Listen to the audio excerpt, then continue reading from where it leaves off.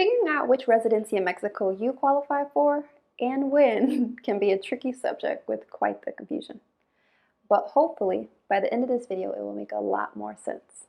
I will explain what each of the different options are for residency, their pros and cons, as well as who qualifies and how to qualify gets started. So stick around. Hey friend, my name is Ali, and here on this channel we talk about all things Mexico. So whether you're just visiting, passing through, or establishing roots, join the journey and let's get mixed in Mexico. So to begin, there are 3 ways that foreigners can legally live for extended or indefinite amounts of time in Mexico. And that is as a temporary resident, as a permanent resident, and as a naturalized citizen. Some may make the argument, and I won't disagree or agree, that perpetual tourists should be included in that list. And while I'm not arguing for one way or the other, and I did make a previous video on perpetual tourism in Mexico, for the purpose of this video, we will focus on those 3 principal options. 2 are residency statuses, and 1 is citizenship. You have temporary residency, permanent residency, and Mexican citizenship through naturalization. And since you can't have the one without the others, let's start with the 2 forms of residency. Who qualifies to be a temporary or permanent resident? And how do you get the process started? Firstly, who qualifies? Well, there are a number of different circumstances that may qualify an individual for residency, which maybe I'll make a future in-depth video on. But for the most part, you can be qualified through family ties, employment, education, and or economic solvency, which just means proving that you have a certain level of income. Next, how do you get started? Well, once you have the circumstances or qualifications to become a temporary or permanent resident in Mexico, both options typically start at the Mexican consulates abroad. And I do say typically because there are some individuals who qualify through close family ties to actually just start and finish the process all in Mexico at the immigration office, skipping the need for a consulate altogether. So stay tuned to the channel for a future video explanation on that arrangement. But if you have any of these circumstances on the screen, you can start the application process for temporary residency actually in Mexico. And if you have any of these circumstances on the screen, you can apply for permanent residency in Mexico, skipping the consulate office altogether as well. But most people who don't have those circumstances will have to start their process at the consulate office abroad. And I emphasize start because if everything goes well there at the consulate office and you get the good to go with all the paperwork, that is only a start, my friend. They will give you a residency visa sticker and your passport for you to then enter Mexico and complete the second step of the process, step 2, for the visa card at the immigration office in Mexico called INM, or Instituto Nacional de Migración, which, yes, will mean more paperwork. And to avoid making this video way too long, I'll make a future video on that process as well and everything that's involved. But if you haven't already, check out the previous video on the subject of how to actually get a visa sticker for Mexico at the consulates abroad. There's some really helpful links and resources in that video because if you don't have any close family ties to a Mexican resident or Mexican citizen, or you don't have any exceptional circumstances from Mexican government's perspective, you will have to start the process at the Mexican consulate. So now we know that there are 3 options for foreigners to obtain residency. You have temporary residency, permanent residency, and citizenship. And you can't have the one without the other 2. And there are qualifications to meet to become a temporary or permanent resident, as well as a potential step 2 in the process to get it. Sounds like a lot, right? I know. But if you stick around with the channel, I hope to make it as crystal clear as possible. So stay tuned. Now, let's examine in a little bit more detail what each of those 3 options are, as well as the pros and the cons of each. Let's pretend maybe that there are 3 subsequent stops or exits on a highway, right? We'll look at temporary residency first, then permanent residency, and at the end of the journey, becoming a naturalized Mexican citizen.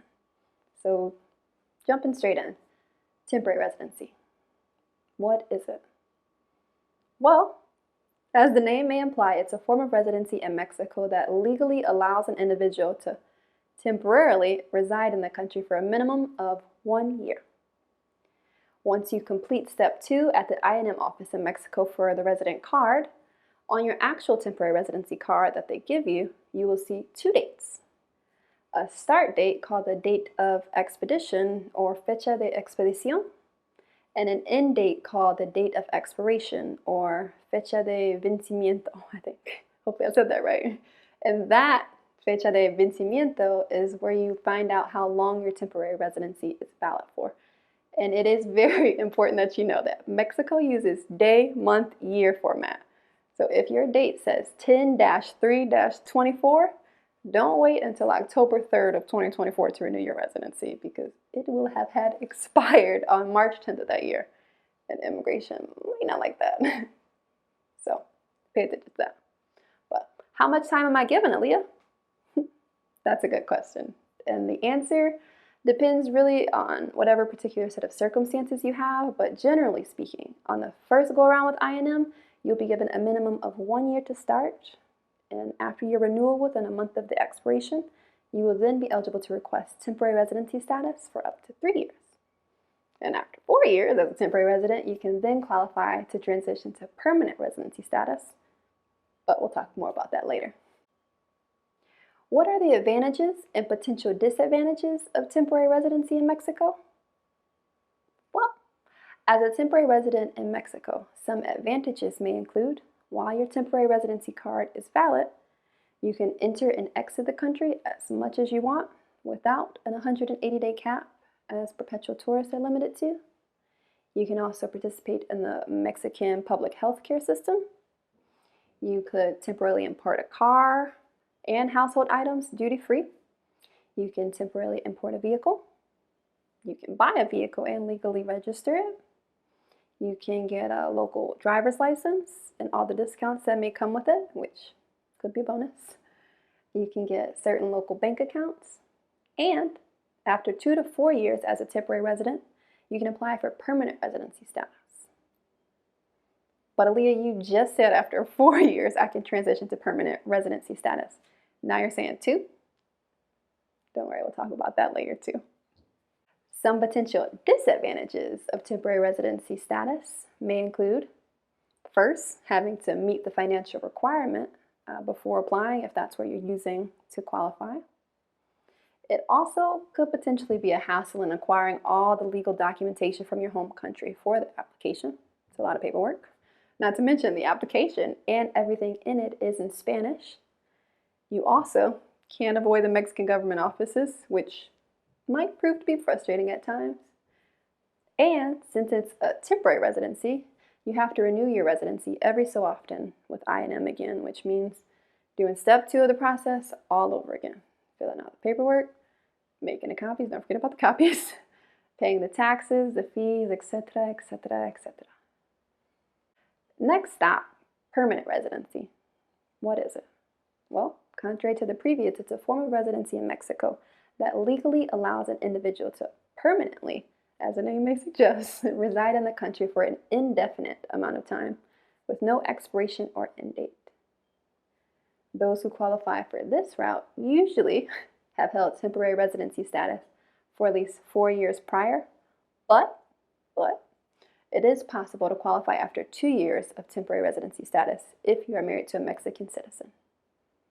You might also, I might add, although it's rare, skip temporary residency altogether and jump straight to permanent residency status if you have the circumstances and meet the higher financial requirements for it. Who knows? But for the vast majority of people, you'll qualify to get permanent residency after being a temporary resident for 2 to 4 years. And thankfully for that, you won't need to return to the consulate offices abroad at all. You can actually handle the switch to permanent residency all in Mexico at the INM office. Well, what are the advantages and potential disadvantages with permanent residency in Mexico?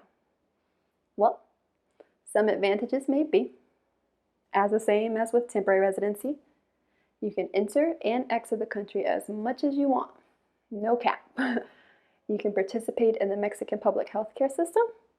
You can buy a vehicle and register it legally. You can get a local driver's license, which comes with the discounts, which are very nice. You can qualify for the Mexican government's, there's a discount card for seniors over the age of 60 that permanent residents qualify for. You can also get certain local bank accounts. And in addition, so not like the temporary resident, now you don't need to renew your residency status every so often unless you're a minor. And after 2 to 5 years, you can qualify to be a naturalized Mexican citizen. So that's also cool. Some potential disadvantages with permanent residency may be the same as with temporary residency. Everything is in Spanish. You can't avoid dealing with the Mexican government officials and the office appointments and all that jazz. But you also no longer have the luxury of driving a foreign-plated car as you could when you were a temporary resident. And although you don't have to renew your residency card as an adult, you will still need to keep INM informed of major changes, such as change of address, change of civil or marriage status, that kind of thing. And is there any other disadvantages? I think that's really all I can think of for disadvantages for permanent residency, I guess. In my opinion, though, I feel like pros and cons are a lot like beauty, if you will. I feel like sometimes it can be in the eye of the beholder. What one person might consider a disadvantage, another might not. So take it as you will.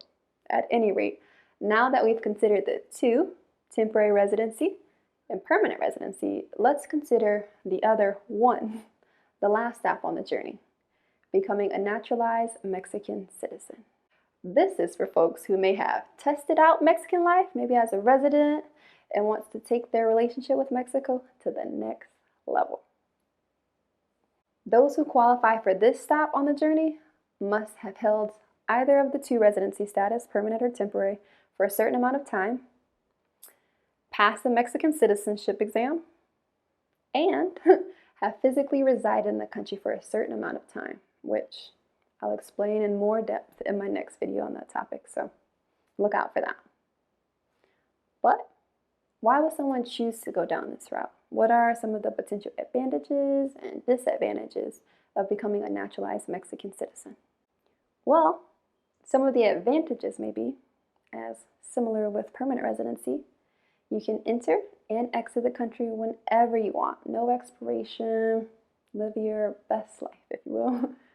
You can participate in the Mexican public healthcare system like the rest.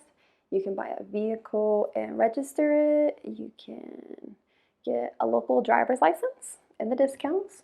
Don't forget about the discounts. You could qualify for that Mexican senior discount card, so more discounts. You can get a local bank account, no hassle. You can avoid the renewal process. Oh yeah, the renewal process and the fees of repeating residency applications. And in addition, there's a certain ease of travel between countries as a naturalized citizen. You now, first of all, you no longer have to visit the INM counter before you exit Mexico, as you did when you were a resident. And there's also no need for an FMM form or to keep that form on you at all times, although there is a form for Mexicans, but still you don't need to keep that FMM form on you at all times. And when you come into the country, you can skip those long lines and just go straight to the Mexican national line, which is quite a plus. You also can avoid visas for certain countries, especially in like Central, Latin, and South America, which might require a visa from your primary citizenship. What else? You can move or marry without the need to inform INM. You're a free agent, kind of. You can inherit property. And more importantly, as a citizen of Mexico, you can hold direct title to land in the restricted zone, which means 50 kilometers within the coast and 100 kilometers within a border.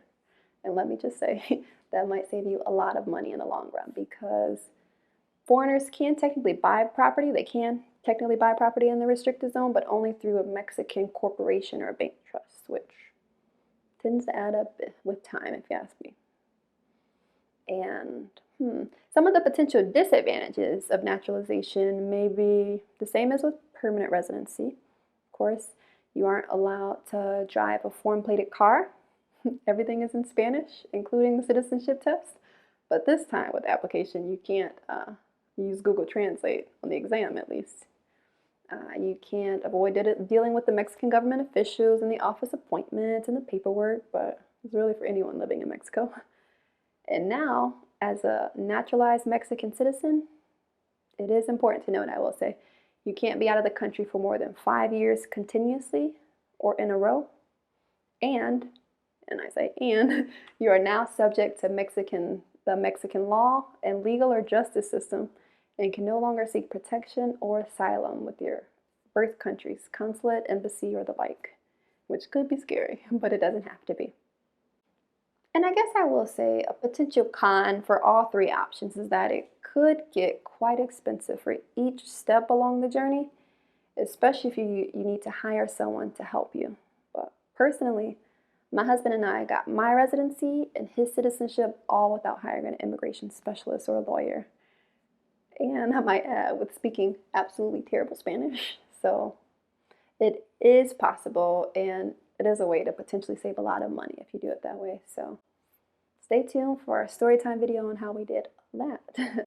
In summary though, on your journey to reside legally in Mexico, temporary and permanent residency are usually your first stops, whether you start the process in Mexico or abroad. And after you've dated Mexico for a little, you can take it to the next step of citizenship, if you so choose, and then live happily ever after. The end.